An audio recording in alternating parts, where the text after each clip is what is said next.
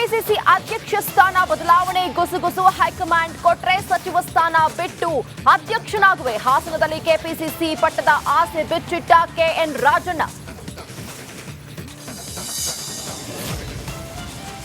MUDA site ಗೋಲ್ಮಾಲ್ ಪ್ರಕರಣ ಭೂಮಾಲೀಕ ದೇವರಾಜು ವಿರುದ್ಧ ವಿಚಾರಣೆ.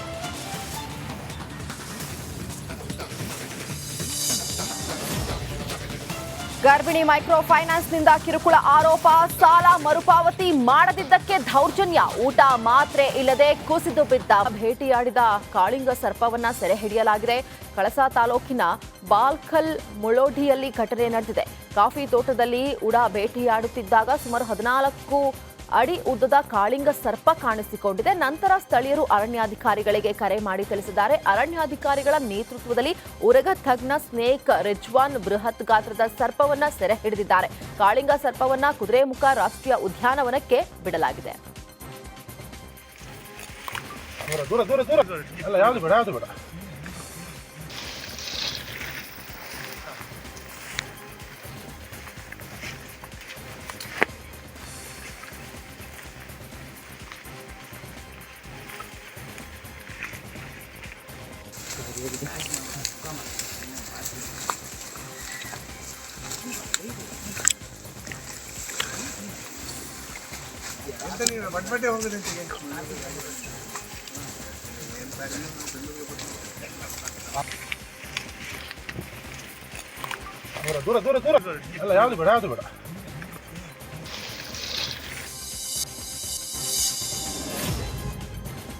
ಮಂಗಳೂರಿನ ಪ್ರತಿಷ್ಠಿತ ಕಾಲೇಜಿನ ವಿದ್ಯಾರ್ಥಿಗಳ ವಿರುದ್ಧ ರ್ಯಾಗಿಂಗ್ ಆರೋಪ ಕೇಳಿಬಂದಿದೆ. ಮಂಗಳೂರು ಹೊರವಲಯದ ಕಾಲೇಜಿನಲ್ಲಿ ಘಟನೆ ನಡೆದಿದೆ.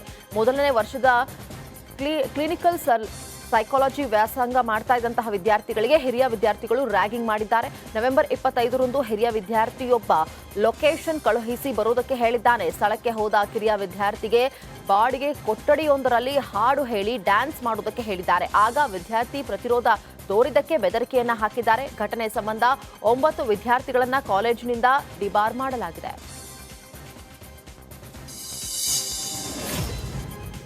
ಶಿವಮೊಗ್ಗದಲ್ಲಿ ಸರ್ಕಾರಿ ಸಹಕಾರ ಅಭಿಯೋಜಕ ಲೋಕಾಯುಕ್ತ ಬಲೆಗೆ ಬಿದ್ದಿದ್ದಾರೆ. ಜಿಲ್ಲೆಯ ಹೊಸನಗರದಲ್ಲಿ ಲೋಕಾಯುಕ್ತ ಪೊಲೀಸರು ದಾಳಿ ನಡೆಸಿದ್ದಾರೆ.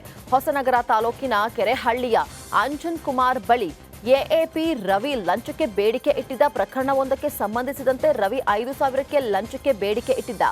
ಮುಂಗಡವಾಗಿ 1,000 ರೂಪಾಯಿ ಪಡೆದಿದ್ದ. ಇನ್ನು ಕಚೇರಿಯಲ್ಲಿ ಉಳಿದ ಹಣ ಪಡೆಯುವ ವೇಳೆ ಲೋಕ ದಾಳಿ ನಡೆಸಿದ್ದು ಹಣದ ಸಮೇತ ಸಿಕ್ಕಿಬಿದ್ದಿದ್ದಾನೆ. ವಶಕ್ಕೆ ಪಡೆದ ಲೋಕ ಪೊಲೀಸರು ಎಎಪಿ ರವಿಯನ್ನ ವಿಚಾರಣೆಗೆ ಒಳಪಡಿಸಿದ್ದಾರೆ.